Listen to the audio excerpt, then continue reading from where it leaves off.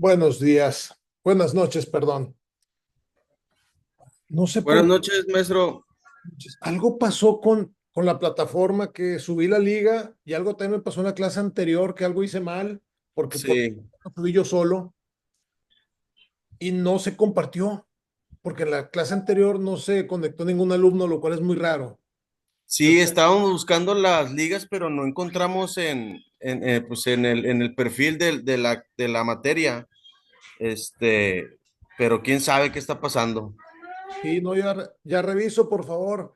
Si la comparten por el grupo de WhatsApp, vamos a esperar a que se conecten más compañeros de ustedes y ahorita regreso en unos minutos. Sí, ya les mandé la liga en el grupo. Ah, excelente. Perfecto. Entonces vamos a esperar a que se conecten los que tengan oportunidad. Ahorita regresamos.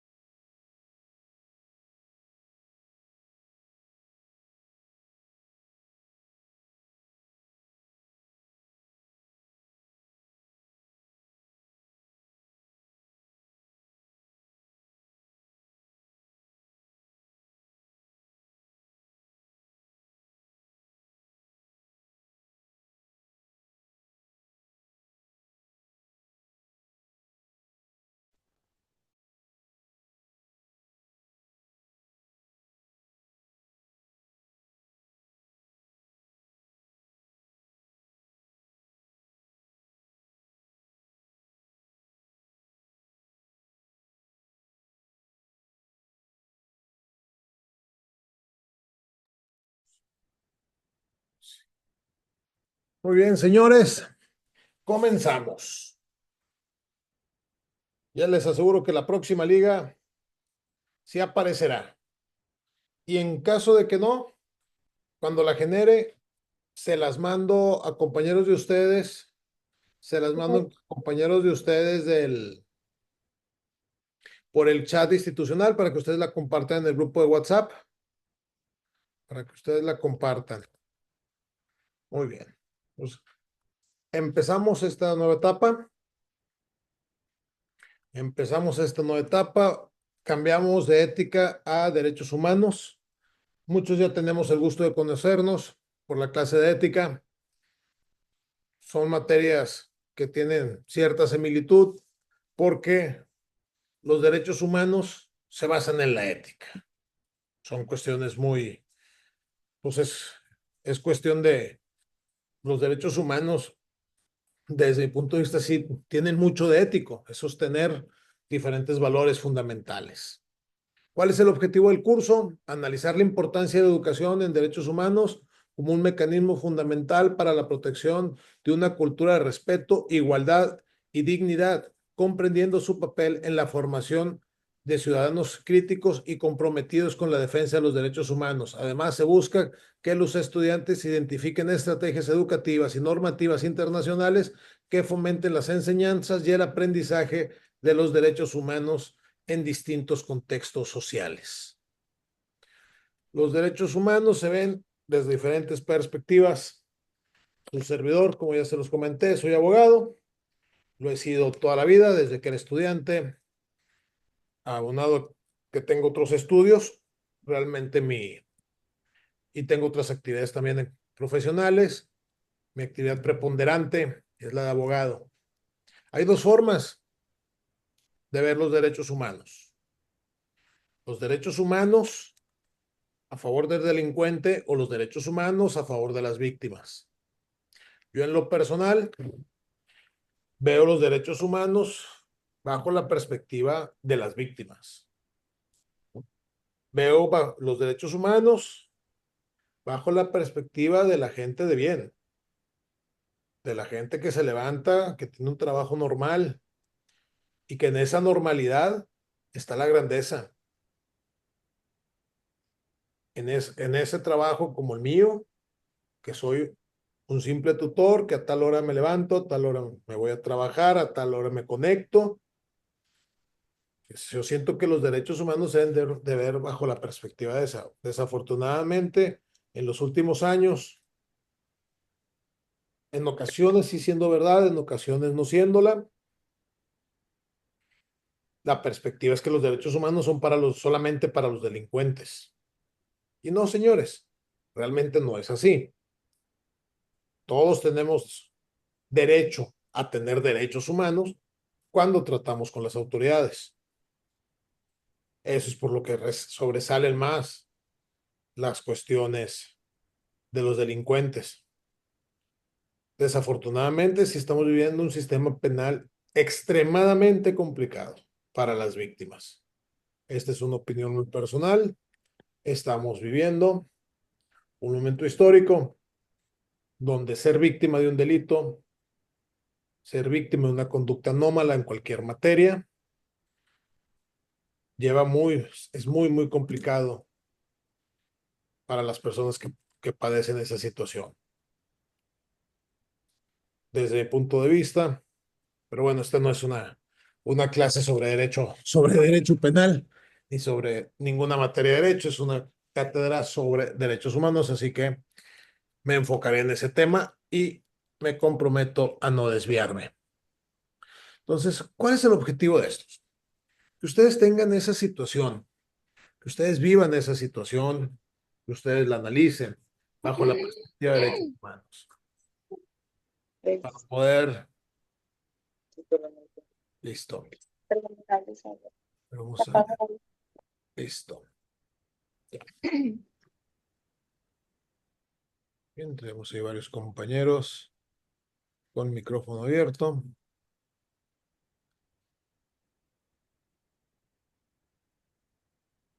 Listo, ya no hay ninguno con micrófono abierto.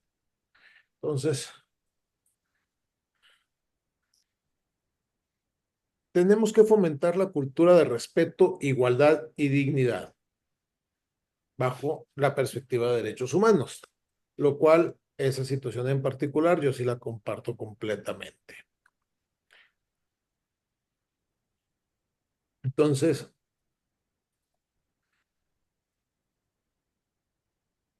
estoy abriendo.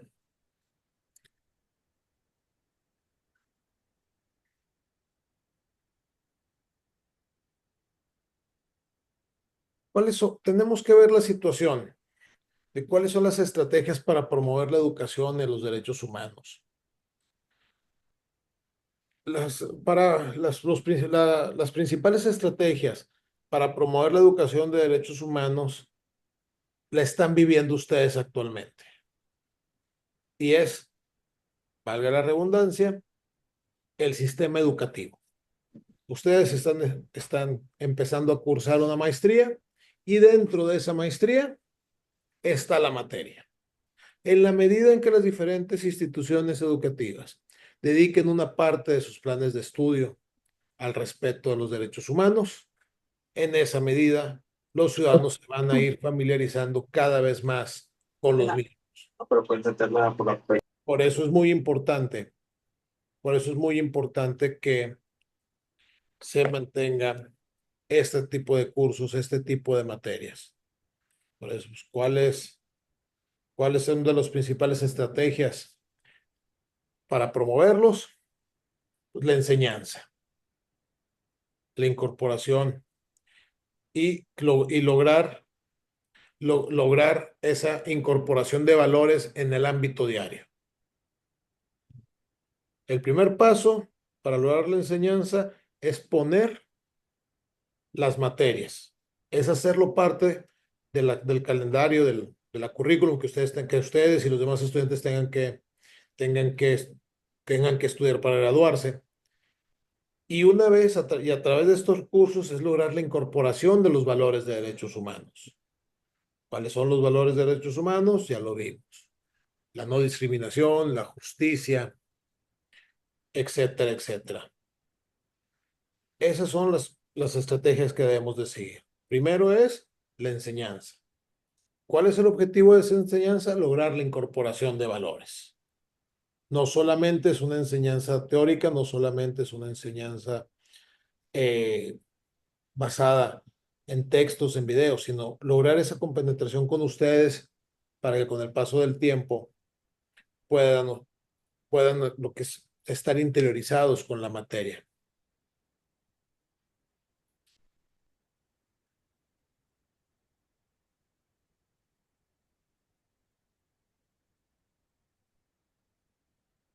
Entonces, ustedes cómo consideran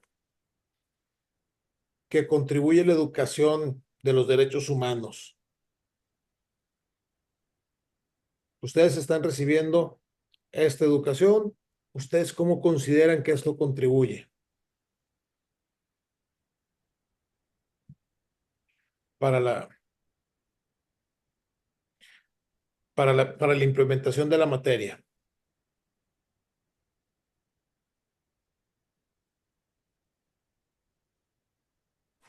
Buenas noches. Buenas noches.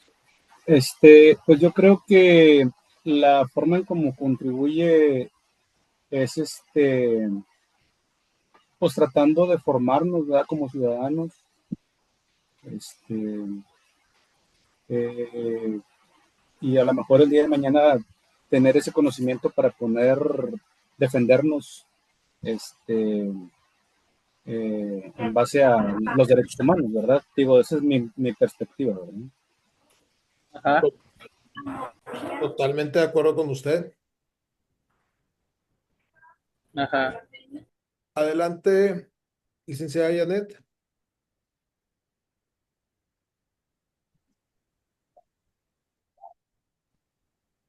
Janet, Mayra Janet. Sí, es que viene como Janet Portillo. Ok, sí, me llamo Mayra Janet. Ya. Buenas noches. Bueno, Yo creo que se contribuye mucho sensibilizando, maestro, porque realmente en las conversaciones diarias estos temas de los derechos humanos no son como que muy importantes hasta que tienes el problema. Entonces ya es cuando la gente voltea a ver realmente estas cuestiones. Pero en el día a día es como X, así como, pues ¿para qué sirve? Entonces el tener la materia y el poder estar hablando de esto, pues nos sensibiliza tanto para cuando nosotros lo tengamos que usar como para cuando pues seamos testigos o estemos involucrados en algún tema. Esa es mi opinión. no, concuerdo 100% con usted. Como usted lo dice, sensibilizar a la gente, es tener ciudadanos informados de derechos humanos. Eso es importante.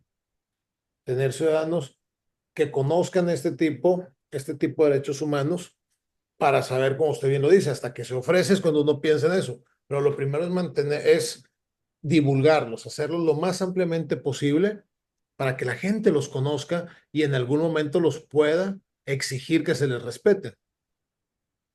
Esa es la importancia. Entonces,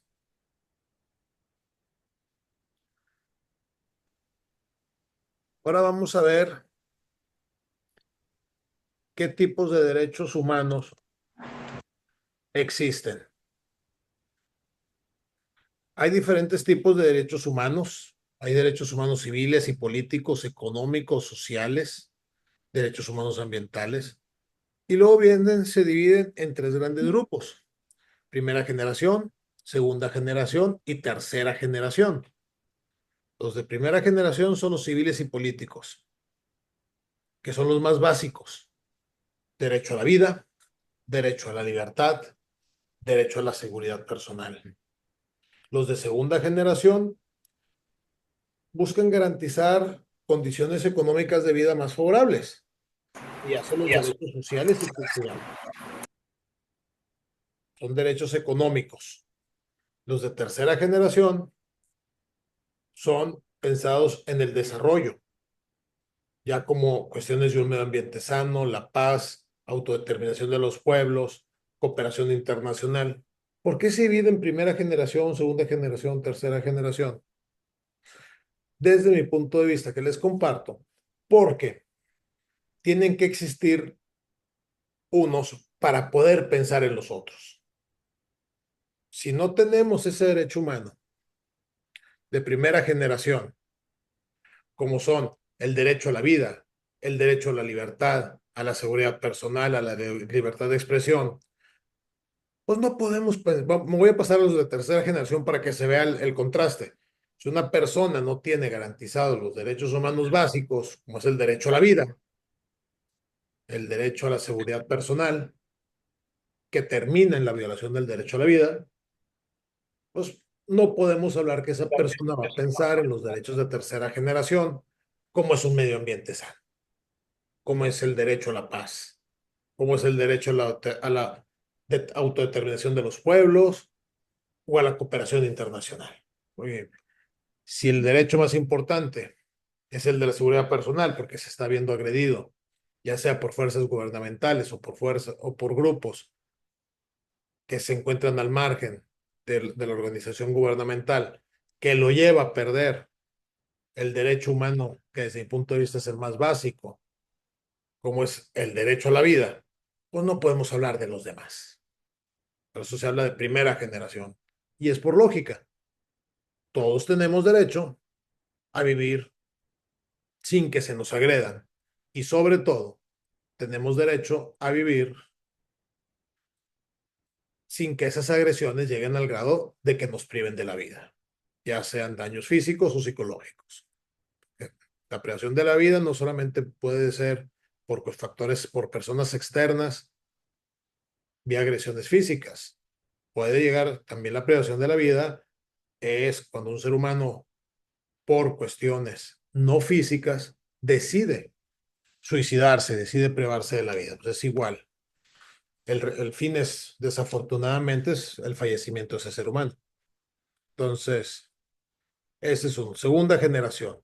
Pues ya si tienes garantizado el derecho a la vida, el derecho a la seguridad personal, viene lo que sigue, que son los derechos económicos. Tengamos un buen nivel de vida. Yo siempre he puesto el mismo ejemplo y desde hace muchos años, desde hace empezar clase. Todos los seres humanos tenemos derecho a enfriarnos en verano, a calentarnos en invierno y a no tener hambre. Yo siento que eso es lo básico. Esas tres conductas encierran los de segunda generación, que son los derechos económicos. Si una persona está desarrollando, y luego aquí vienen diferentes teorías. Hay gente que dicen que es de ser universales solamente por existir. Hay gente que piensa que no, que tienes que trabajar para poder disfrutar de esas situaciones. Podrá ser de diferentes formas, pero vamos a enfocarnos pues, en la que cree su servidor, porque así son todas las clases, tanto de esta universidad como a todos. A fin de cuentas es el tutor quien, basado en sus creencias o en sus principios personales, emite la cátedra, como ya lo platicamos en la clase de ética, dentro de un parámetro de racionalidad. Pues yo sí creo que debemos de trabajar. Yo soy un ser humano convencido que para exigir tenemos que salir a trabajar. Pero una vez trabajando, los sistemas gubernamentales y socioeconómicos y sociopolíticos, o sea, las empresas, los regímenes, los grupos de poder empresarial, los grupos de poder político, los grupos de poder que norman nuestra sociedad, deben de buscar una forma donde la persona que trabaje cumpla con esas necesidades básicas. Calentarse en invierno, enfriarse en verano y poder comer. Porque eso encierra el derecho a la vivienda, el derecho al agua potable, el derecho a la vivienda digna. Pues, si te quieres calentar en verano, en invierno y enfriar en verano, pues tienes que tener el techo para que eso acontezca, para que eso suceda. el derecho a la alimentación. Entonces, al menos yo sí estoy convencido de que ese debe ser el ideal. Aún y que no se logre, se debe mantener como ideal para buscar el camino a que se logre. En el momento en que desaparezcan esos ideales, que desaparezcan esos objetivos, entonces sí, pues ya va a estar mucho más difícil. Ya se va a perder por completo la posibilidad de que en un momento se lleven a cabo. Sí, entonces, esos son la cuestión de los derechos humanos.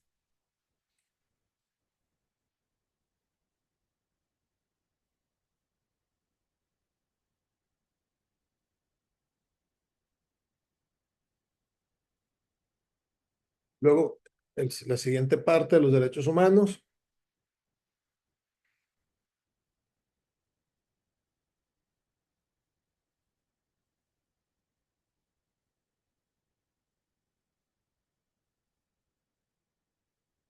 la importancia de incluir la educación en derechos humanos en los programas educativos emana para reemplazar, déjenme, me voy a concentrar. ¿Cuál es la importancia de que los programas educativos tengan este tipo de materias? Como ya lo repetimos, es que ustedes, que las personas conozcan los derechos que tienen para que los puedan exigir en algún momento, para que los puedan ver en diferente forma, para que los puedan materializar. ¿Y cuáles son las organizaciones internacionales que se encargan de esos derechos humanos? Pues es la UNESCO y la ONU. Esos son los organismos internacionales, incluso la Organización de Naciones Unidas tiene la Declaratoria Universal de Derechos Humanos, que es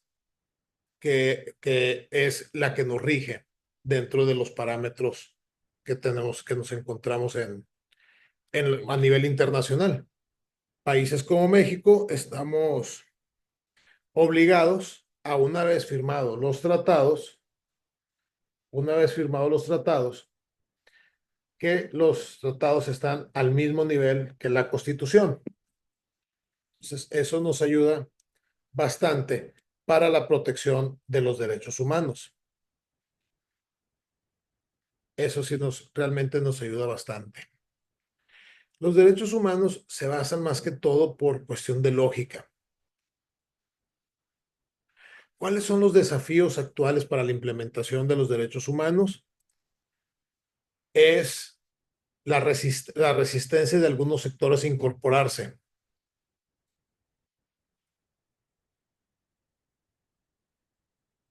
Esa es yo siento que ese es el principal, porque realmente hablar de un interés generalizado, no podemos hablar de eso. Realmente el interés existe en forma general. Entonces, debemos de ver esa situación. ¿Cuál es el principal problema? La resistencia de algunos sectores a incorporarse, porque esos sectores se pueden ver afectados a corto plazo. A corto plazo se pueden ver afectados sus intereses y eso genera que se resistan a incorporarse. El principio fundamental para la enseñanza de los derechos humanos es la promoción de valores, la promoción de valores. Ese es el principio fundamental. Si nosotros, al momento de ser tutores de una cátedra de esta naturaleza, como lo son los derechos humanos, tenemos que ver esa situación de que tenemos que promoverlos, tenemos que ser muy enfáticos en esa situación para que ustedes lo puedan entender. Ese es el respeto, es el respeto que debe de imperar. En los diferentes tipos de derechos humanos hablamos del derecho humano a la propiedad, a la educación, a la privacidad.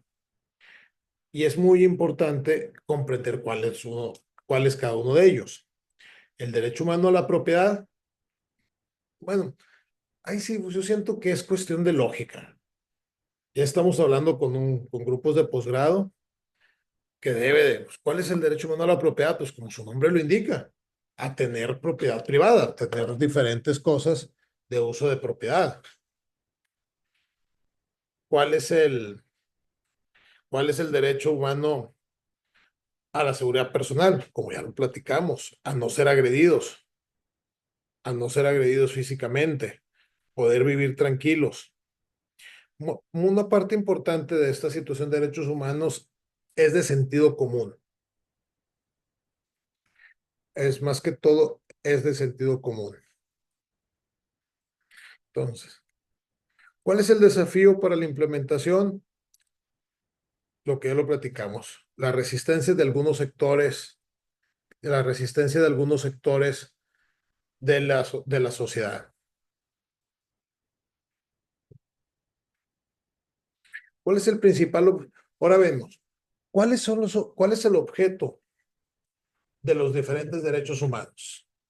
El objeto del derecho, vamos a analizarlos. Primero, los que vimos, pero a posesionar, de primera generación. ¿Cuál es el objeto de los derechos civiles y políticos? Garantizar el acceso a lo más básico, que son los de primera generación. ¿Cuál es el objeto de los de segunda generación? Ahora sí, una vez que ya se garantizó lo más básico, como es el derecho a la vida y a la seguridad personal, viene el objeto es que las personas vivamos en mejor forma. Por eso viene el derecho a la educación, a la salud, al trabajo, a la seguridad social y a tener un nivel de vida adecuado. Algo que es muy importante platicar con ustedes es que ningún derecho humano es absoluto. Todos los derechos humanos deben de estar relacionados unos con otros porque los derechos, un derecho desbordado de alguien, un derecho desbordado de una persona puede llevar a la invasión de los derechos de otro. Aquí en México no está permitida la pena de muerte, pero sí están permitidas las penas restrictivas de libertad, ya sea en prisión domiciliaria o en prisión, en encarcelamiento. Eso quiere decir que bajo ciertos supuestos se te puede privar, o sea, a un ser humano se le puede privar su libertad e incluso en otros sistemas jurídicos se le puede llegar a privar de la vida. No me gustaría entrar al debate de si eso es correcto o es incorrecto, porque se nos acabaría el tiempo, realmente no tenemos suficiente tiempo para deshogar todas estas alternativas, realmente no lo tenemos, pero yo siento que en lo que sí hay consenso es, como y es buen ejemplo, es la posibilidad del gobierno, del Estado, de restringir el derecho a la libertad. Oye, si tú llegas y causas un daño, la penalidad es que se te restringe tu derecho. El derecho humano a las creencias religiosas, donde en ocasiones se contrapone con el derecho humano a la salud. Hay creencias religiosas que impiden que se les hagan transfusiones de sangre, que se les realicen tratamientos médicos. Si son menores de edad, a través del juicio de amparo, la institución médica tiene la obligación de acudir ante la autoridad para que se le ordene implementar ese tratamiento médico. Y de eso podríamos estar diciendo muchos ejemplos. Más que todo es para que los ubiquemos y los vayamos teniendo dentro del parámetro de lo que vemos. Maestro, una pregunta así rapidita. Sí. ¿En qué derecho entra cuando te detienen y te acusan de un delito que no cometiste, pero en lo que se resuelve tu situación jurídica, hay veces que el involucrado puede pasar días, meses o hasta años dentro de una prisión, y cuando se da el decreto de que no eres culpable, pues ¿quién te regresa todo ese tiempo? ¿Verdad? Digo, no sé en cuál de estas etapas entraría, ¿verdad? Fíjense, pues sí tenemos ahí una situación muy controversial, muy controversial. Están los que promueven la abolición de la prisión preventiva, de la prisión preventiva, ya sea oficiosa o justificada, quiere decir que es automáticamente te la ponen o bajo ciertas circunstancias, y hay gente que te la ponen, hay gente que está a favor de la prisión preventiva. Yo voy a mencionar las dos vertientes del pensamiento, las dos vertientes jurídicas que hay, y ya pues cada quien elegirá cuál estar. La primera de ellas es la que estamos viendo aquí en México. Para evitar que precisamente que inocentes estén en prisión, aunque sea durante un tiempo corto, porque, o no corto, porque pues un día en prisión, pues no es corto para el que está adentro, para el que está afuera, pues un día se te puede hacer corto, pero para los que están adentro no tiene nada de corto.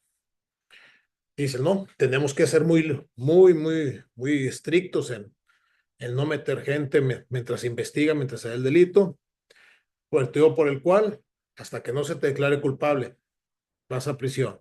Pues el único detalle es que en este país para que se declare culpable una persona pueden llegar a pasar 4 o 5 años de proceso. Y vemos casos tan contundentes que ahorita con las redes sociales es muy común, con las redes sociales es muy común, donde están siendo videograbados y aún así no los puedes apresar.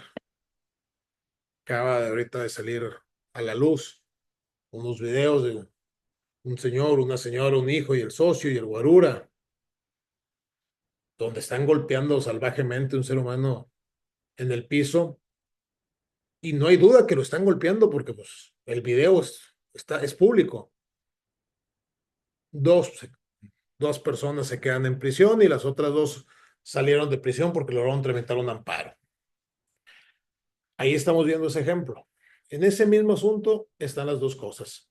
Es correcto que esas dos personas, y luego sobre todo el principal, la persona que sale más en el video, que sale más, que se promociona más en el video, es la persona que más sale en el video, es el que salió libre y anda libre.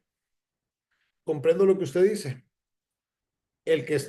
Un sistema que está muy a favor de la prisión preventiva mientras se decide si es culpable o inocente, es el sistema jurídico de El Salvador. Nayib Bukele, el presidente más mediático que hay en América Latina, el que sale en más historias de Instagram, posts de Facebook, videos de TikTok,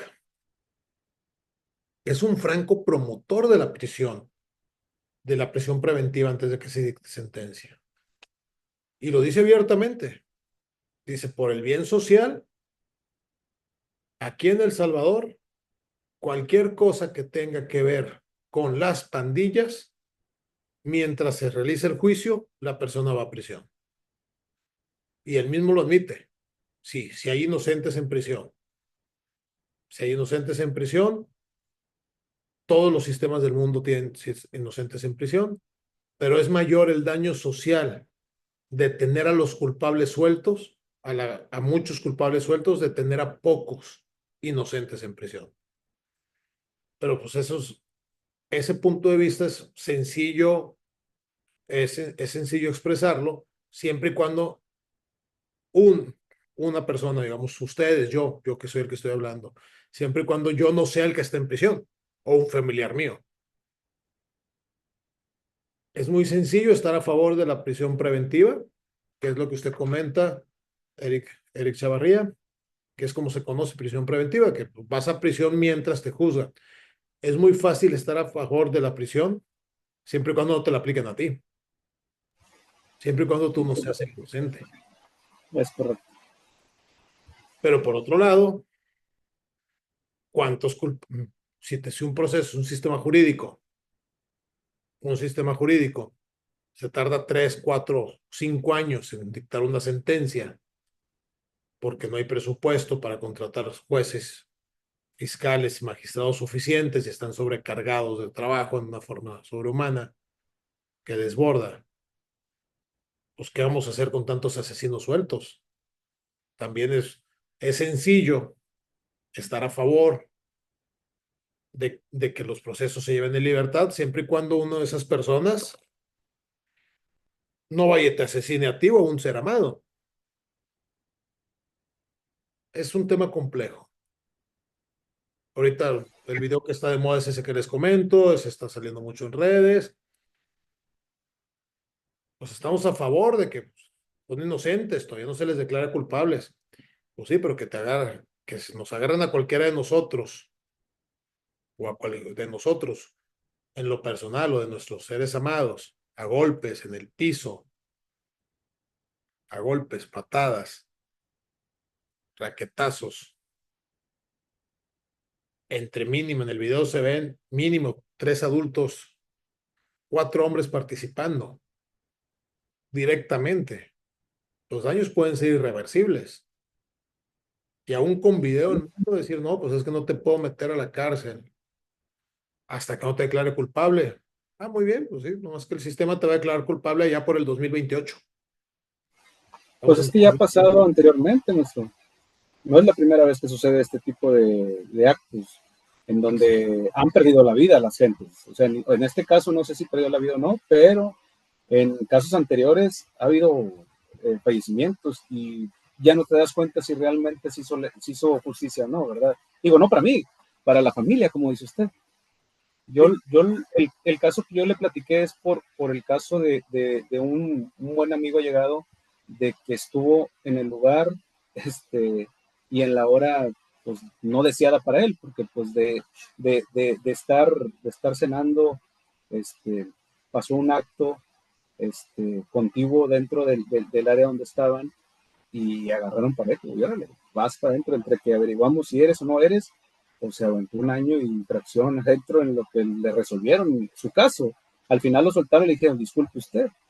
O sí, nomás que el daño que ya le provocaste a esta persona, pues ya es irreversible, porque ahora es tratamiento, ya no ejerce su carrera, o sea, le afectó mucho. Por eso ¿a qué voy con esa pregunta? El que ahorita la compañera lo decía, ¿verdad? Hasta que no te pasa, realmente te enfocas en leer acerca de los derechos humanos, ¿verdad? Y parece mentira, pero es la realidad, ¿verdad? Nosotros nos enfocamos cada uno en su ramo, pero no te enfatizas mucho en el tema del derecho humano. Cuando tienes trato con la gente, pues tratas de buscar el cómo sí, el mejorar el trato, el no violar sus derechos dentro del laboral, pero hasta ahí llegamos. Ya no nos enfatizamos más en conocer a fondo reglamentos, etcétera, ¿verdad? Entonces, yo por eso lo enfaticé en ese punto, porque sí es triste que las leyes